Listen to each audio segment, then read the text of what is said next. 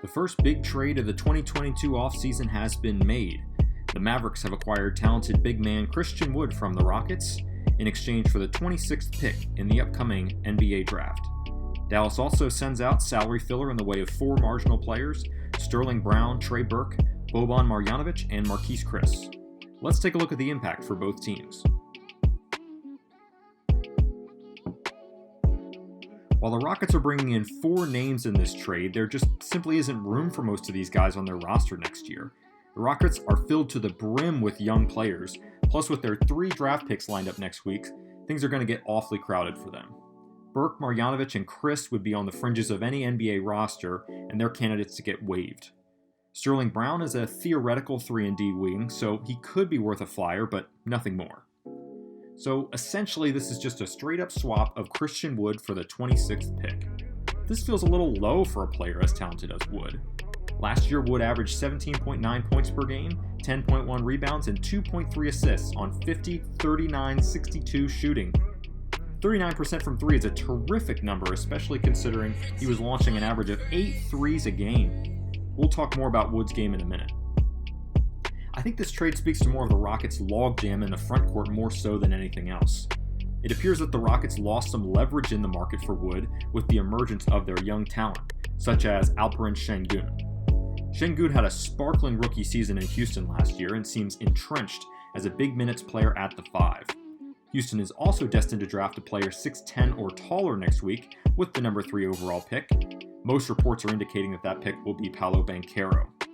Unfortunately, there's just no way to play Sengun, Banchero, and Wood alongside each other, and in this situation, Wood would be the odd man out. The league must have sensed that the Rockets needed to unload Wood and were therefore willing to hold out for a cheaper price. I mean, this isn't a terrible return for the Rockets. They now control the 3rd, 17th, and 26th picks in the draft, and they could consolidate 2 of those picks to move up. They also have some interesting young players that could be packaged in a deal as well, giving them lots of options on draft night. For example, Kevin Porter Jr.'s future in Houston will be in question, as he will need to adjust to an off-ball role alongside Banchero and star Jalen Green. Usman Garuba, last year's number 23 pick, is also a name to keep an eye on, as he struggled to find playing time for Stephen Silas, but still has monster upside as a defensively minded small ball 5. Still, I'm sure this trade is a disappointment for Rockets fans. Wood has all-star potential, so to only get back some salary filler and a late first-rounder seems like selling low. But the Rockets were in a bind, and sometimes you just have to take what's available.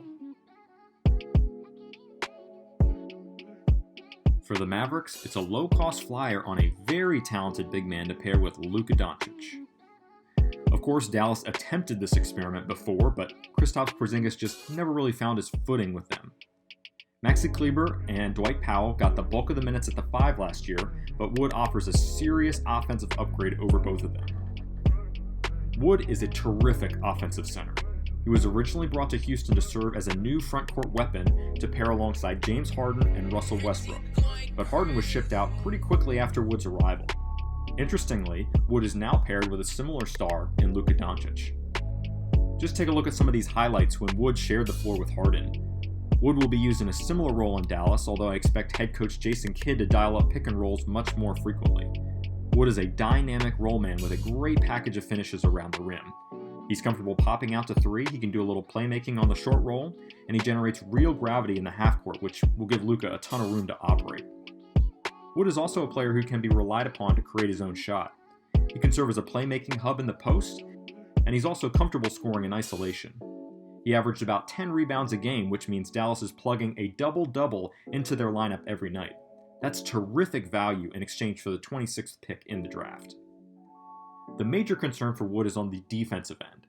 Wood's impact on that end is inconsistent to say the least, and at the age of 26, it's fair to question how much his mindset can be adjusted. Wood also struggles to stay healthy. He only played a total of 222 games in 6 years, which is about 3 total seasons of playing time. Wood did play 68 games last year, which is encouraging, but I'm sure the Mavericks were wary about picking up another big man with an injury history. Another issue for Dallas is that they have a surplus of playmakers. Wood, Jalen Brunson, Spencer Dinwiddie, and Tim Hardaway Jr. are all players that maximize their value by having the ball in their hands. All of these players are offense first. There's just no way all those guys can get enough touches in the Dallas system. Simply put, there is an imbalance in the Dallas roster. They are loaded with offense-first players and only have about 2 guys that can really be relied upon to play defense in a playoff series, in Reggie Bullock and Dorian Finney-Smith. The Mavs desperately need more wing defenders, and a rim-protecting big man should be on their shopping list as well. Now, I expect that the Mavericks aren't done making moves, so because of that, I'm not going to give an official ruling on this trade for Dallas. That being said, they need to keep balancing this roster to find defensive players to surround Doncic, Wood, and Brunson, should he resign. If they're able to do that, this team will be in the mix for another run at the Western Conference title. Without those defensive players, though, great teams like the Warriors and Clippers will find a way to exploit their defense.